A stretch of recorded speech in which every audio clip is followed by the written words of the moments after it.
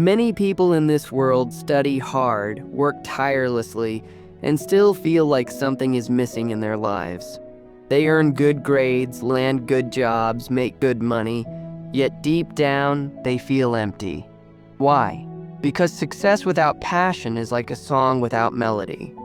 Most people spend their entire lives doing what others expect of them.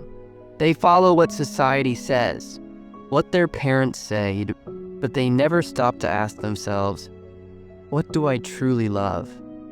Today's story will remind us that real education is not just about learning to earn, it's about learning to live. In a small, quiet town lived a boy named Ryan. He was polite, cheerful, and always full of curiosity. But lately, he had stopped smiling. Ryan had just finished high school. His parents wanted him to become an engineer, just like his older brother. But Ryan's mind worked differently. He didn't enjoy numbers or machines. He loved sounds, the sound of rain, the wind, the birds. Everything around him felt like music.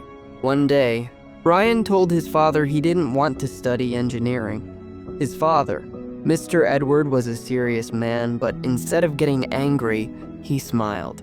"Ryan," he said gently, "if you're feeling lost, I have a small task for you. Meet 3 people, they'll help you understand what true success really means." He wrote down 3 names on a piece of paper. Tell them you're the son of the man with the silver ear. Ask how they found success. Listen carefully, and maybe you'll find your own answer. Ryan looked puzzled. "Dad, why do people call you the man with the silver ear?" Mr. Edward just smiled and said, "You'll find out soon enough. Now go." First visit, Mr. Oliver. Ryan's first stop was a small bakery near the town market. The sweet smell of fresh bread filled the air. Behind the counter stood a smiling man. "Mr. Oliver." "Sir," Ryan said politely, "I'm the son of Mr. Edward, the man with the silver ear." Mr. Oliver laughed warmly. "Oh, your father. I remember him well. So what brings you here?" Ryan explained that he was searching for the meaning of success. Mr. Oliver nodded and began his story. "When I was your age," he said, "I wanted to be a singer, but no one believed in me. I failed most of my exams, and people said I'd never achieve anything. So I started working here in a bakery. At first, I was miserable, but I used to hum songs while baking bread. One day, a customer told me my singing made his morning better. That day, I realized maybe I could mix my love for music with my work. I began designing cakes shaped like musical notes and decorated them with lyrics from songs. Now this bakery is famous because it sounds sweet too." Ryan smiled. He learned something important that day. Sometimes, success isn't about changing your dream. It's about reshaping your dream to fit the life you have. Second visit, Mrs. Clara. Next, Ryan went to visit Mrs. Clara, a woman known across town for her handmade wind chimes. Her little shop was filled with hundreds of bells that created soft, beautiful sounds as the wind passed through. When Ryan introduced himself, she said warmly, "Ah, Edward's son. Come in, dear." Ryan asked about her story. She smiled and said, "I used to be a school teacher. I loved children, and I loved music. Every time the wind blew through the windows of my classroom, I'd listen carefully.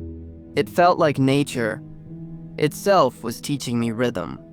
So I started making wind chimes from scrap metal. People loved the sound. It made them feel calm and alive. Now my chimes are sold all over the country." Ryan was amazed. He understood that music isn't only found in instruments. Sometimes it's in how you listen. Final visit. Mr. George. The last name on the list was Mr. George.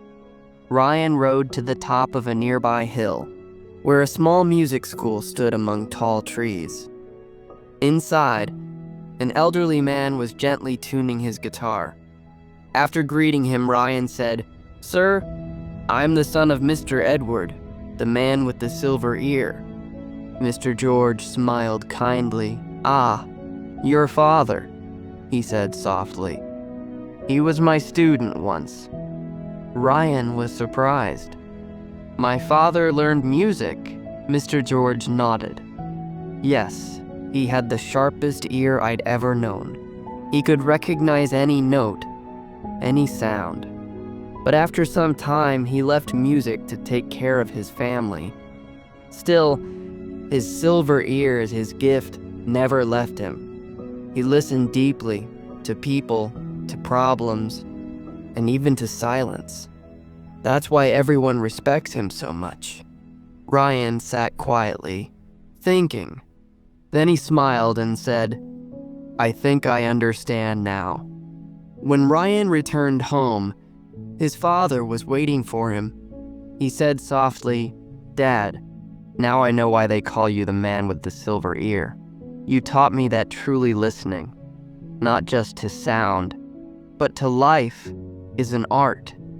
And I've realized that my heart beats for music." Mr. Edward smiled proudly. "Then follow it. Slow, not because it's easy, but because it's yours."